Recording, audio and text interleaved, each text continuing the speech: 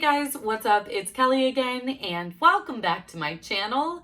Today's video is all about the differences I've observed between German hotel rooms and US hotel rooms, because there are actually quite a few.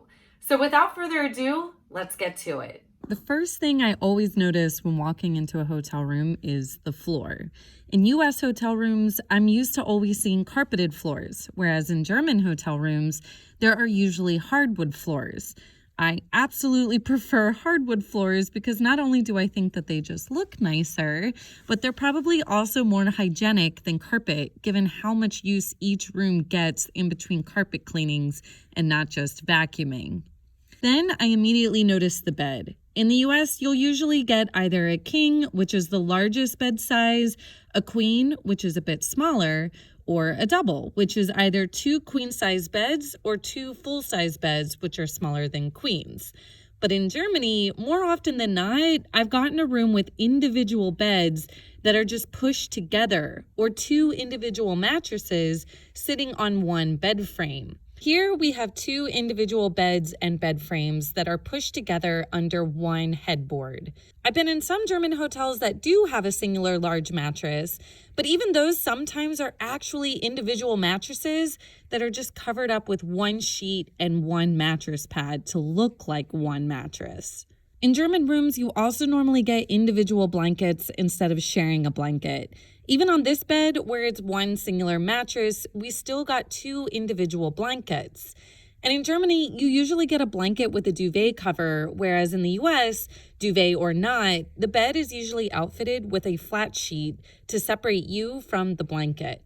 And then you'll see that the shape of the pillow is even different.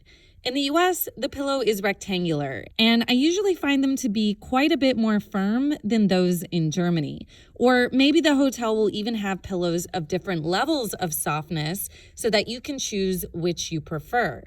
In Germany, the pillows are square, and also, in my opinion, they are very, very soft. So it's been an adventure for me to get the pillow in such a position that my head feels supported like what I'm used to with the pillows in the US. Also, check out this mini bag of Haribo gummies we had laying on our pillows in one of the hotels we stayed at near Munich. Such a cute idea to use something unique to Germany instead of just chocolate or mint. In Germany, on either side of the bed, there will be some outlets. And of course, the outlets in Germany are the 220 voltage Euro-style outlets. And so I have plug adapters to be able to plug in my various 110 voltage US-style chargers for my phone and so on.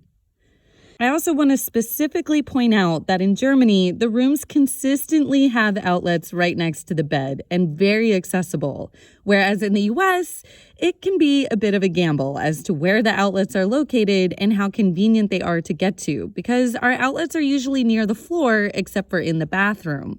Some hotels will install special lamps in rooms that include outlets on the base of the lamp to make it more convenient for guests to plug in their electronics. The windows are another major difference between the 2 countries.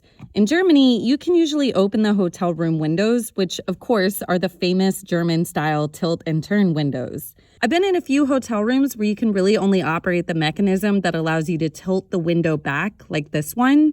But in most hotel rooms I've stayed in, you can fully open the window like a door, and there won't even be so much as a screen to block anything like bugs from coming in or children from climbing out. I honestly don't think I've ever seen a hotel room in the US where you can even slightly crack open a window, except for maybe really older style lodges where all the rooms are on the ground floor. I've also stayed in a lot of German hotels that come with what I would say are the blinds you most commonly see in Germany. They're called roller shutters or Rollladen, and they're really, really great at blocking out all of the light.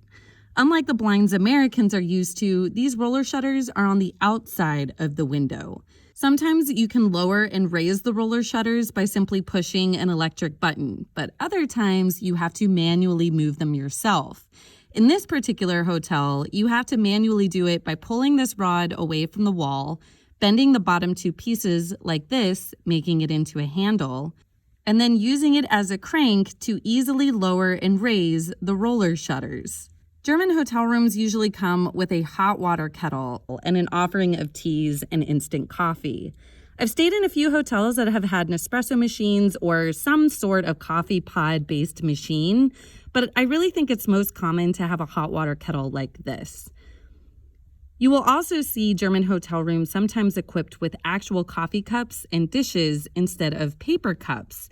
Instant coffee is really not popular in the US, so instead, hotel rooms usually will have mini coffee pots to make filtered coffee with, or a sort of miniature Keurig or other coffee pod-based machine. You'll also usually get an offering of teas in addition to coffee, and then the cups in the US hotel rooms are usually paper cups, oftentimes even with to-go lids, so that the customer can take the coffee with them when they're ready to leave the room.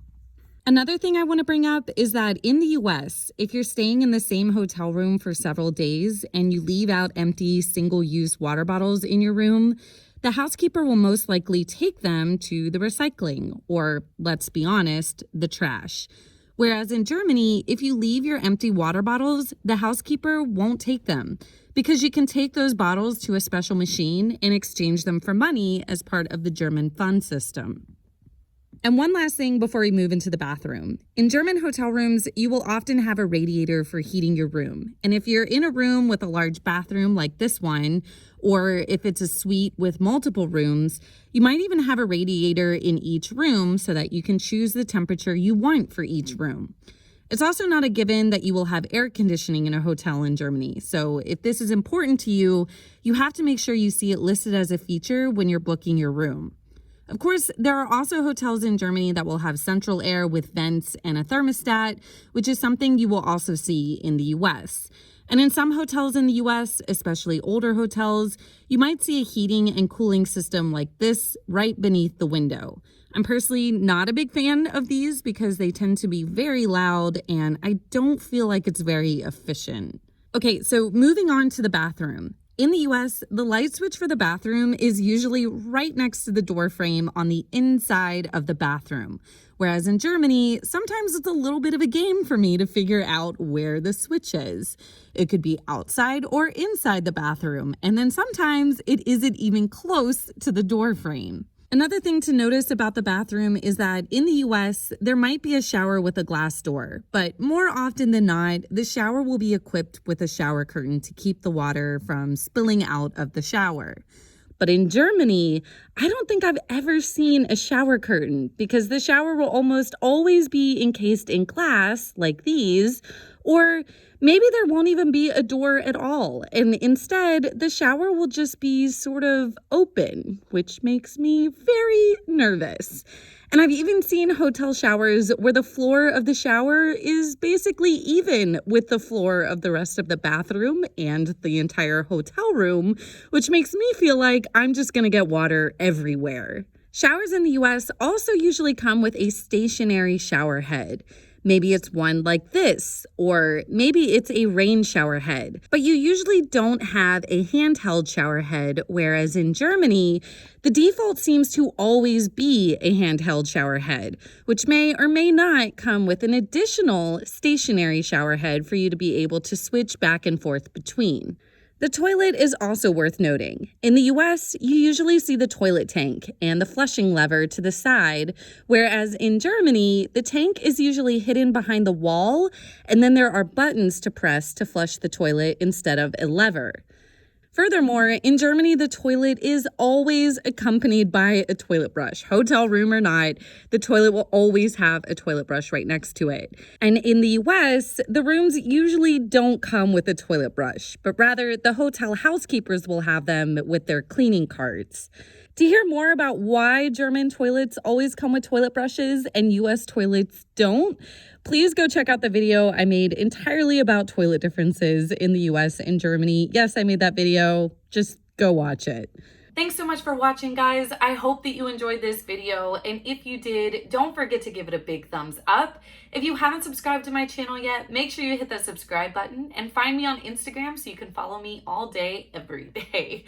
That sounds scary, but that's what Instagram is. Anyway, thanks so much to all of my patrons for the support you've given me, and I will see you guys next time. Bye!